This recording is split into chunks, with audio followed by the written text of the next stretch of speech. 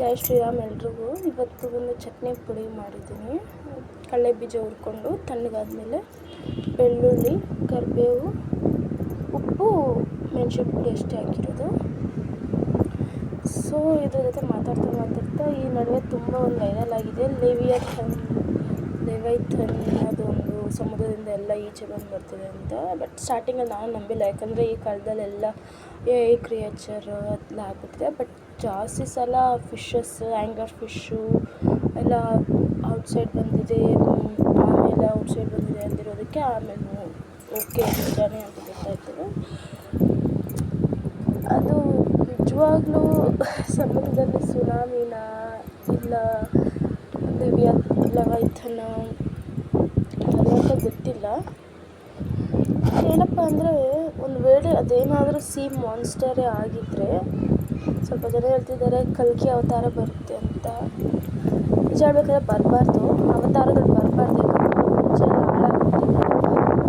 ಮುಂದೆ ಕಮೆಂಟ್ಸ್ ಇಡ್ತಿದ್ದೆ. ಈ ಅಮಿತಾ ದೇವ್ನಾಥ್ ಸ್ವಲ್ಪ ಜನ ರೇಪ್ ಕೇಸಸ್ಸಲ್ಲೆಲ್ಲ ವೀಡಿಯೋಸಲ್ಲೆಲ್ಲ ಒಂದೇ ಇರ್ತಿದ್ದೆ. ಏನಂತ ಗೊತ್ತಾ,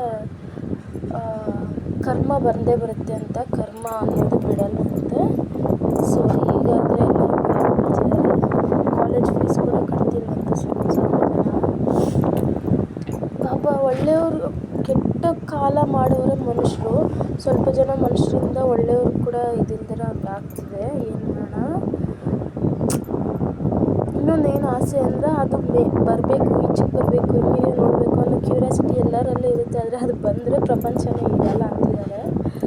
ನೋಡೋಣ ಅದೇನಾ ಇಲ್ಲ ಸುನಾಮಿನ ಏನು ಅಂತ ಗೊತ್ತಿಲ್ಲ. ನೋಡಿ, ಜೀವಿಗಳು, ನೀರಲ್ಲಿರೋ ಜೀವಿಗಳು ಎಷ್ಟು ಗೊತ್ತಾಗುತ್ತೆ. ಮೊದಲೇ ಬಂದು ಅವಷ್ಟಕ್ಕೆ ನೆಮ್ಮದಿಯಾಗಿ ಸತ್ತೋಗ್ಬಿಟ್ಟಿದ್ದಾವೆ ಈಚೆ ಬಂದು. ಇನ್ನು ಮನುಷ್ಯರು ಭಯದಿಂದ ಇದ್ದಾರೆ ಮನುಷ್ಯರು. ದೇವರೇ ಕಾಪಾಡಬೇಕು. ಎಲ್ಲದಕ್ಕೂ ದೇವರಿದ್ದಾರೆ. ಕಲ್ಕಿ ಅವತಾರ ಬರುತ್ತೆ ಅಂತೆ.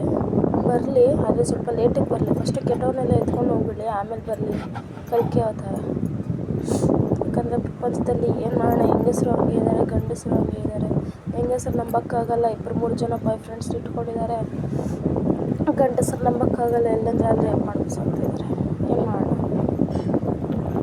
ಅದಕ್ಕೆ ಕರ್ಮ ಅನ್ನೋದು. ಮೊದಲೆಲ್ಲ ಗಂಡಸರು 4-5 ಜನನ 3 ಜನ ಇಟ್ಕೊತಾಯಿದ್ರು. ಆವಾಗ ಹೆಣ್ಮಕ್ಳು ಕಿಚನಲ್ಲಿ ಅದು ಇದು ಆತ್ಮಹತ್ಯೆ ಮಾಡ್ಕೊತಾಯಿದ್ರು.